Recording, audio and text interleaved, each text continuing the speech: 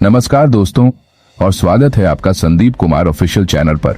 मैं हूं आपका दोस्त संदीप कुमार, और आज हम बात करने वाले हैं एक ऐसी किताब के बारे में जिसने दुनिया भर के बिजनेस लीडर्स को प्रेरित किया है। किताब का नाम है गुड टू ग्रेट और इसके लेखक हैं जिम कॉलिंस। दोस्तों, ये किताब उन सभी लोगों के लिए है जो अपने बिजनेस या करियर को अच्छे से महान बनाना चाहते हैं। जिम कॉलिंस ने इस किताब में ये समझाया है कि कैसे कुछ कंपनियां सिर्फ अच्छी नहीं बल्कि महान बन जाती हैं और कैसे वो लंबे समय तक सफलता को बनाए रखती हैं। तो दोस्तों, आज हम इस किताब के इंट्रोडक्शन और पहले चैप्टर को डिटेल में समझेंगे। ये चैप्टर है good is the enemy of great. तो बिना देरी किए चलिए शुरू करते हैं। Chapter 1, good is the enemy of great. इस चैप्टर का टाइटल ही हमें एक बहुत बड़ी सीख देता है। Good is the enemy of great यानी अच्छा होना महान बनने में सबसे बड़ी बाधा है। जिम कॉलिंस कहते हैं कि ज्यादातर कंपनियां और लोग सिर्फ अच्छे बनने में ही खुश हो जाते हैं। उन्हें लगता है कि अच्छा होना ही काफी है, लेकिन यही सोच उन्हें महान बनने से रोक देती है। महान बनने के लिए हमें अपनी कंफर्ट जोन से बाहर निकलना होगा और कुछ अलग करना होगा। इस चैप्टर में जिम कॉलिंस ने एक बहुत ही दिलचस्प रिसर्च के बारे में बताया है।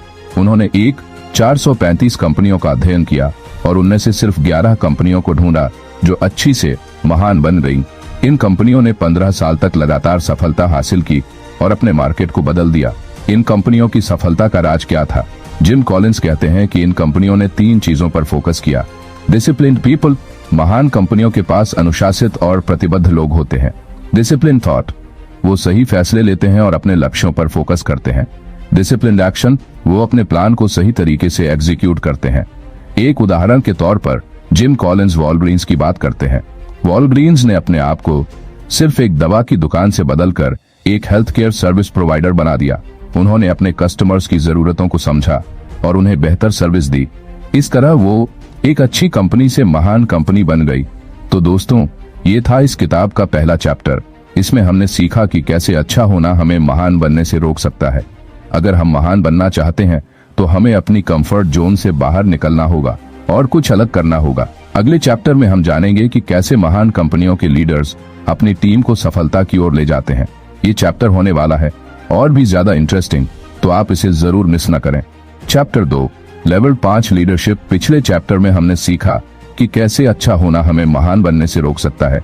आज हम इस किताब के दूसरे चैप्टर को समझेंगे जिसका नाम है लेवल 5 लीडरशिप। ये चैप्टर हमें बताता है कि महान कंपनियों के पीछे किस तरह के लीडर्स होते हैं। जिम कॉलिंस कहते हैं कि महान कंपनियों के लीडर्स सिर्फ अच्छे नहीं होते बल्कि वो लेवल 5 लीडर्स होते हैं। ये लीडर्स 2 चीजों में माहिर होते हैं, विनम्रता और दृढ़ संकल्प।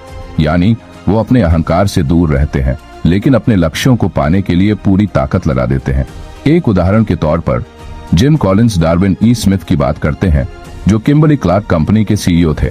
स्मिथ ने कंपनी को एक अच्छी कंपनी से महान कंपनी बनाने में अहम भूमिका निभाई। उन्होंने कंपनी के पुराने और नाकाम बिजनेस को बेचकर नए अवसरों पर फोकस किया। लेकिन सबसे खास बात यह थी कि स्मिथ ने कभी भी अपनी सफलता का श्रेय खुद नहीं लिया। वो हमेशा अपनी टीम को क्रेडिट देते थे। लेवल 5 लीडर्स की एक और खास बात यह होती है कि वो कंपनी के भविष्य को लेकर बहुत स्पष्ट होते हैं। वो ये समझते हैं कि कंपनी को किस दिशा में ले जाना है और उसके लिए क्या करना है। वो अपने फैसलों में दृढ़ होते हैं लेकिन अपने अहंकार से दूर रहते हैं। तो दोस्तों, ये था इस किताब का दूसरा चैप्टर। इसमें हमने सीखा कि कैसे लेवल 5 लीडरशिप महान कंपनियों की नींव होती है। ये लीडर्स विनम्र होते हैं लेकिन अपने लक्ष्यों को पाने के लिए पूरी ताकत लगा देते हैं। अगले चैप्टर में हम जानेंगे कि कैसे महान कंपनियां सही लोगों को चुनती हैं और उन्हें सही जगह पर लगाती हैं। ये चैप्टर होने वाला है और भी ज्यादा इंटरेस्टिंग, तो आप इसे जरूर मिस न करें।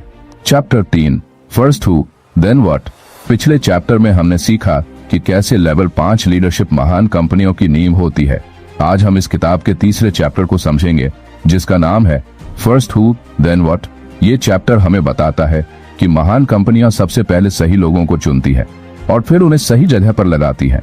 जिम कॉलिंस कहते हैं कि महान कंपनियां ये नहीं सोचती कि उन्हें क्या करना है बल्कि वो ये सोचती हैं कि उन्हें किसके साथ करना है। यानी सही लोगों को चुनना उनकी पहली प्राथमिकता होती है। एक उदाहरण के तौर पर जिम कॉलिंस वेल्स फार्गो की बात करते हैं। जब कार्ल राइशर्ट वेल्स फार्गो के सीईओ बने तो उन्होंने सबसे पहले कंपनी में सही लोगों को चुना। उन्होंने उन लोगों को कंपनी से बाहर कर दिया जो कंपनी के लक्ष्यों के साथ नहीं थे और उन लोगों को प्रमोट किया जो कंपनी को आगे ले जा सकते थे।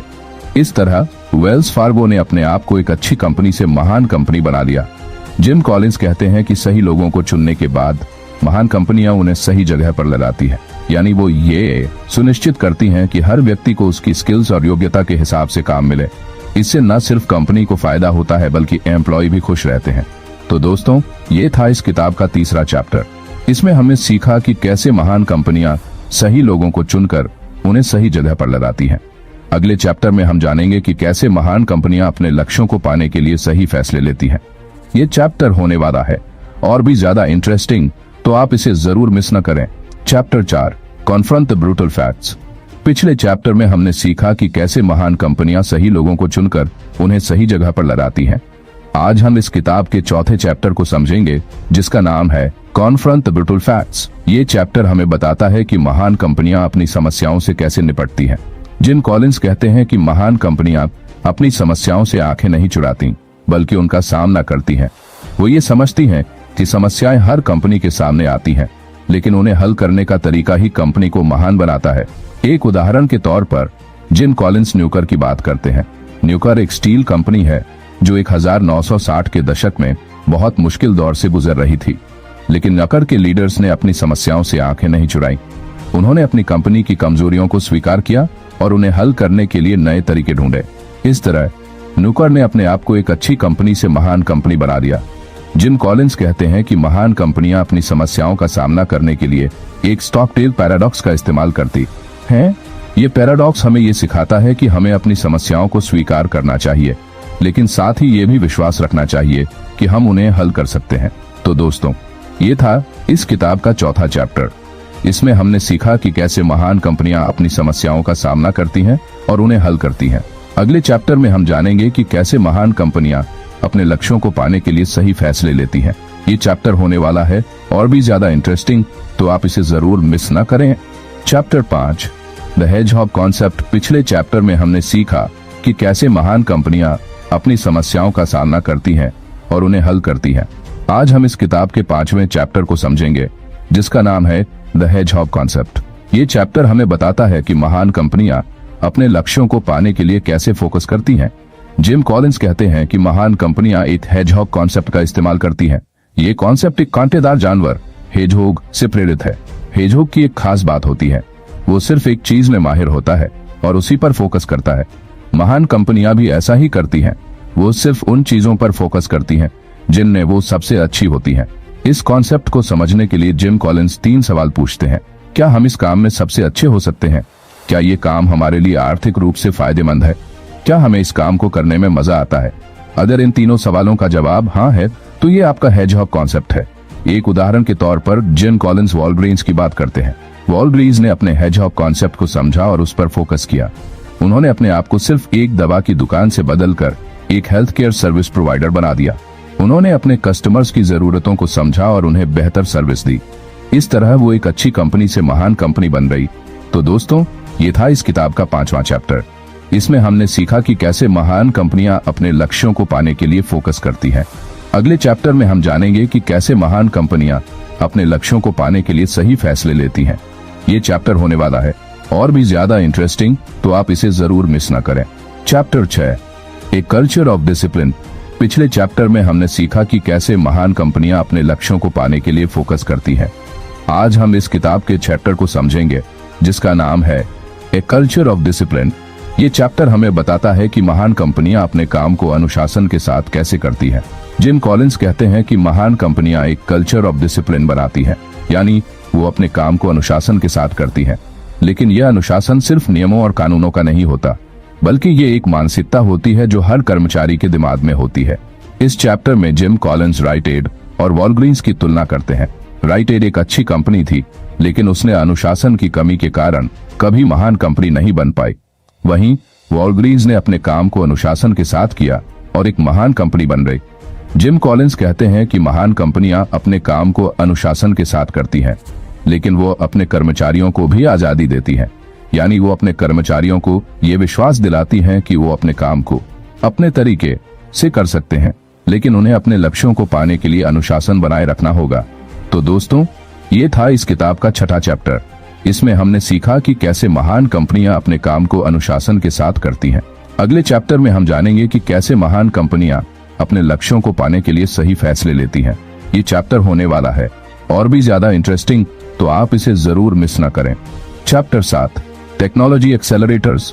पिछले चैप्टर में हमने सीखा कि कैसे महान कंपनियां अपने काम को अनुशासन के साथ करती हैं। आज हम इस किताब के 7वें चैप्टर को समझेंगे, जिसका नाम है टेक्नोलॉजी एक्सेलरेटर्स। ये चैप्टर हमें बताता है कि महान कंपनियां टेक्नोलॉजी का इस्तेमाल कैसे करती हैं। जिम कॉलिंस कहते हैं कि महान कंपनियां टेक्नोलॉजी को एक एक्सेलरेटर के रूप में इस्तेमाल करती हैं, यानी वो टेक्नोलॉजी का इस्तेमाल अपने काम को तेज करने के लिए करती हैं, न कि अपने काम को बदलने के लिए। इस चैप्टर में जिम कॉलिंस क्रोगर और एनपी की तुलना करते हैं। एनपी ने टेक्नोलॉजी का इस्तेमाल अपने काम को बदलने के लिए किया, लेकिन वो कभी महान कंपनी नहीं बन पाई। वहीं क्रोगर ने टेक्नोलॉजी का इस्तेमाल अपने काम को तेज करने के लिए किया और एक महान कंपनी बन गई। जिम कॉलिंस कहते हैं कि महान कंपनियां टेक्नोलॉजी का इस्तेमाल करते समय ये सुनिश्चित करती हैं कि वो अपने मुख्य लक्ष्यों से भटके नहीं। वो टेक्नोलॉजी को अपने लक्ष्यों को पाने के लिए एक टूल के रूप में इस्तेमाल करती हैं, न कि अपने लक्ष्यों को बदलने के लिए। तो दोस्तों, ये था इस किताब का 7वां चैप्टर। इसमें हमने सीखा कि कैसे महान कंपनियां टेक्नोलॉजी का इस्तेमाल करती हैं। अगले चैप्टर में हम जानेंगे कि कैसे महान कंपनियां अपने लक्ष्यों को पाने के लिए सही फैसले लेती हैं। ये चैप्टर होने वाला है और भी ज्यादा इंटरेस्टिंग, तो आप इसे जरूर मिस न करें। Chapter 8 the flywheel and the doom loop. पिछले चैप्टर में हमने सीखा कि कैसे महान कंपनियां टेक्नोलॉजी का इस्तेमाल करती हैं। आज हम इस किताब के 8वें चैप्टर को समझेंगे, जिसका नाम है the flywheel and the doom loop. ये चैप्टर हमें बताता है कि महान कंपनियां अपनी सफलता को कैसे बनाए रखती हैं। जिम कॉलिंस कहते हैं कि महान कंपनियां अपनी सफलता को एक फ्लाईव्हील की तरह बनाए रखती हैं, यानी वो अपने काम को धीरे धीरे आगे बढ़ाती है और उसे एक गति देती है। जब ये गति बढ़ती है तो कंपनी की सफलता भी बढ़ती है। इस चैप्टर में जिम कॉलिंस सर्किट सिटी और वॉलग्रीन्स की तुलना करते हैं। सर्किट सिटी ने अपनी सफलता को बनाए रखने के लिए कई बार अपनी रणनीति बदली, लेकिन वो कभी महान कंपनी नहीं बन पाई। वहीं वॉलग्रीन्स ने अपनी सफलता को एक फ्लाईव्हील की तरह बनाए रखा और एक महान कंपनी बन गई। जिम कॉलिंस कहते हैं कि महान कंपनियां अपनी सफलता को बनाए रखने के लिए एक डूम लूप से बचती हैं, यानी वो अपनी रणनीति को बार बार नहीं बदलती, बल्कि उसे एक दिशा में ले जाती है। तो दोस्तों, ये था इस किताब का 8वां चैप्टर। इसमें हमने सीखा कि कैसे महान कंपनियां अपनी सफलता को बनाए रखती हैं। अगले चैप्टर में हम जानेंगे कि कैसे महान कंपनियां अपने लक्ष्यों को पाने के लिए सही फैसले लेती हैं। ये चैप्टर होने वाला है और भी ज्यादा इंटरेस्टिंग, तो आप इसे जरूर मिस ना करें। Chapter 9 from good to great to build to last. पिछले चैप्टर में हमने सीखा कि कैसे महान कंपनियां अपनी सफलता को बनाए रखती हैं। आज हम इस किताब के 9वें चैप्टर को समझेंगे, जिसका नाम है from good to great to build to last. ये चैप्टर हमें बताता है कि कैसे महान कंपनियां अपनी सफलता को लंबे समय तक बनाए रखती हैं। जिम कॉलिंस कहते हैं कि महान कंपनियां अपनी सफलता को लंबे समय तक बनाए रखने के लिए एक बिल्ड टू लास्ट मानसिकता अपनाती हैं, यानी वो अपने काम को इस तरह से करती हैं कि वो लंबे समय तक चल सके। इस चैप्टर में Jim Collins Hewlett Packard, HP और टेक्सास इंस्ट्रूमेंट्स टाई की तुलना करते हैं। HP ने अपनी सफलता को लंबे समय तक बनाए रखने के लिए एक बिल्ड टू लास्ट मानसिकता अपनाई, जबकि टी ने ऐसा नहीं किया। इस वजह से HP एक महान कंपनी बन गई, जबकि टी नहीं बन पाई। जिम कॉलिंस कहते हैं कि महान कंपनियां अपनी सफलता को लंबे समय तक बनाए रखने के लिए ये सुनिश्चित करती हैं कि वो अपने मुख्य लक्ष्यों से भटके नहीं। वो अपने काम को इस तरह से करती हैं कि वो लंबे समय तक चल सके। तो दोस्तों, ये था इस किताब का 9वां चैप्टर। इसमें हमने सीखा कि कैसे महान कंपनियां अपनी सफलता को लंबे समय तक बनाए रखती हैं। अगले चैप्टर में हम जानेंगे कि कैसे महान कंपनियां अपने लक्ष्यों को पाने के लिए सही फैसले लेती हैं। ये चैप्टर होने वाला है और भी ज्यादा इंटरेस्टिंग, तो आप इसे जरूर मिस न करें। Chapter 10 the enduring greatness. पिछले चैप्टर में हमने सीखा कि कैसे महान कंपनियां अपनी सफलता को लंबे समय तक बनाए रखती हैं। आज हम इस किताब के 10वें चैप्टर को समझेंगे, जिसका नाम है द एंड्यूरिंग ग्रेटनेस। ये चैप्टर हमें बताता है कि कैसे महान कंपनियां अपनी महानता को बनाए रखती हैं। जिम कॉलिंस कहते हैं कि महान कंपनियां अपनी महानता को बनाए रखने के लिए एक एंड्यूरिंग ग्रेटनेस मानसिकता अपनाती हैं, यानी वो अपने काम को इस तरह से करती हैं कि वो लंबे समय तक महान बनी रह सकें। इस चैप्टर में Jim Collins Procter and Gamble, P&G और किम्बर्ली क्लार्क की तुलना करते हैं। P&G ने अपनी महानता को बनाए रखने के लिए एक एंड्यूरिंग ग्रेटनेस मानसिकता अपनाई, जबकि किम्बर्ली क्लार्क ने ऐसा नहीं किया। इस वजह से P&G एक महान कंपनी बनी रही, जबकि किम्बर्ली क्लार्क नहीं बन पाई। जिम कॉलिंस कहते हैं कि महान कंपनियां अपनी महानता को बनाए रखने के लिए ये सुनिश्चित करती हैं कि वो अपने मुख्य लक्ष्यों से भटके नहीं। वो अपने काम को इस तरह से करती हैं कि वो लंबे समय तक महान बनी रह सकें। तो दोस्तों, ये था इस किताब का 10वां चैप्टर। इसमें हमने सीखा कि कैसे महान कंपनियां अपनी महानता को बनाए रखती हैं। अगले चैप्टर में हम जानेंगे कि कैसे महान कंपनियां अपने लक्ष्यों को पाने के लिए सही फैसले लेती हैं। ये चैप्टर होने वाला है और भी ज्यादा इंटरेस्टिंग, तो आप इसे जरूर मिस न करें। Chapter 11, the flywheel and the doom loop revisited. पिछले चैप्टर में हमने सीखा कि कैसे महान कंपनियां अपनी महानता को बनाए रखती हैं। आज हम इस किताब के 11वें और आखिरी चैप्टर को समझेंगे, जिसका नाम है the flywheel and the doom loop revisited. ये चैप्टर हमें बताता है कि कैसे महान कंपनियां अपनी सफलता को बनाए रखती हैं और कैसे वो डूम लूप से बचती हैं। जिम कॉलिंस कहते हैं कि महान कंपनियां अपनी सफलता को एक फ्लाईव्हील की तरह बनाए रखती हैं, यानी वो अपने काम को धीरे धीरे आगे बढ़ाती हैं और उसे एक गति देती हैं। जब ये गति बढ़ती है तो कंपनी की सफलता भी बढ़ती है। इस चैप्टर में जिम कॉलिंस सर्किट सिटी और वॉलग्रीन्स की तुलना करते हैं। सर्किट सिटी ने अपनी सफलता को बनाए रखने के लिए कई बार अपनी रणनीति बदली, लेकिन वो कभी महान कंपनी नहीं बन पाई। वहीं वॉलग्रीन्स ने अपनी सफलता को एक फ्लाईव्हील की तरह बनाए रखा और एक महान कंपनी बन गई। जिम कॉलिंस कहते हैं कि महान कंपनियां अपनी सफलता को बनाए रखने के लिए एक डूम लूप से बचती हैं, यानी वो अपनी रणनीति को बार बार नहीं बदलती, बल्कि उसे एक दिशा में ले जाती हैं। तो दोस्तों, ये था इस किताब का 11वां और आखिरी चैप्टर। इसमें हमने सीखा कि कैसे महान कंपनियां अपनी सफलता को बनाए रखती हैं और कैसे वो डूम लूप से बचती हैं। दोस्तों, हमने इस किताब गुड टू ग्रेट के सभी चैप्टर्स को डिटेल में समझा है। ये किताब हमें ये सिखाती है कि कैसे कोई कंपनी या व्यक्ति सिर्फ अच्छा नहीं बल्कि महान बन सकता है। इस किताब से हमने सीखा कि महान बनने के लिए सबसे पहले लेवल 5 लीडरशिप की जरूरत होती है, यानी ऐसे लीडर्स जो विनम्र हों लेकिन अपने लक्ष्यों को पाने के लिए दृढ़ संकल्प रखते हों। हमने ये भी सीखा कि महान कंपनियां सही लोगों को चुनती हैं और उन्हें सही जगह पर लगाती हैं। वो अपनी समस्याओं से आंखें नहीं चुराती बल्कि उनका सामना करती हैं। इसके अलावा हमने ये समझा कि महान कंपनियां हेजहॉग कॉन्सेप्ट का इस्तेमाल करती हैं, यानी वो सिर्फ उन चीजों पर फोकस करती हैं जिनमें वो सबसे अच्छी होती हैं। और सबसे महत्वपूर्ण बात हमने ये सीखा कि महान कंपनियां अपनी सफलता को फ्लाईव्हील इफेक्ट के जरिए बनाए रखती हैं। वो अपने काम को धीरे धीरे आगे बढ़ाती हैं और उसे एक गति देती हैं जो उन्हें लंबे समय तक महान बनाए रखती है। तो दोस्तों, ये थी गुड टू ग्रेट की पूरी समरी। अगर आप भी अपने बिजनेस या करियर को अच्छे से महान बनाना चाहते हैं तो ये किताब आपके लिए बहुत ही उपयोगी साबित होगी। और हाँ, अगर आप इस किताब को फ्री में पढ़ना चाहते हैं तो डिस्क्रिप्शन में दिए गए लिंक पर क्लिक करें। वहां से आप इस किताब को डाउनलोड कर सकते हैं और पढ़ सकते हैं। अगर आपको ये वीडियो पसंद आया है तो प्लीज इसे लाइक करें, शेयर करें और मेरे चैनल संदीप कुमार ऑफिशियल को सब्सक्राइब करें। अपने कीमती विचार कमेंट में जरूर बताएं कि आपको ये किताब कैसी लगी।